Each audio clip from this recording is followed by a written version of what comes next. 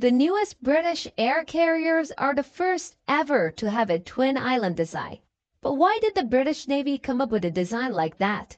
Well, the answer can only be found below the deck, in the engine room. To be exact, there are two engine rooms on the Queen Elizabeth-class carriers, and they are spaced apart in order to increase redundancy and survivability.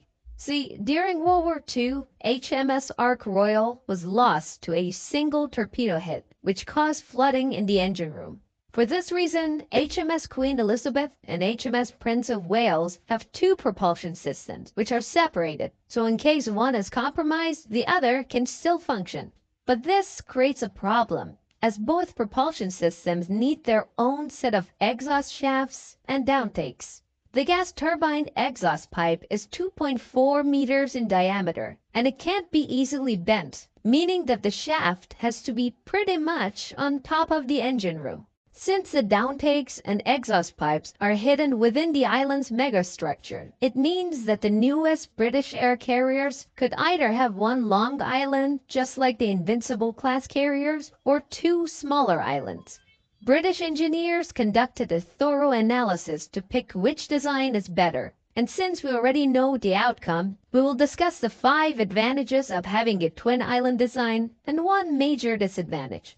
The first advantage is that the two smaller islands have less footprint than the one bigger island. The space between the two islands can be used to install an aircraft lift, which is a much better use of space.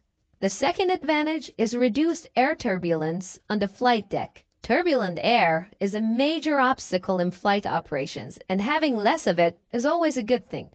The third advantage is increased visibility for both ship operations and the flight control. Having a front island more forward to the bow of the boat results in better visibility for the crew on the bridge, especially in tighter waters. Traditionally, flight control, also known as FlyCo, is just an appendix section of the bridge. But with a second island dedicated to FlyCo, you can position it in an optimal location towards the stern of the carrier, as that is where the planes land.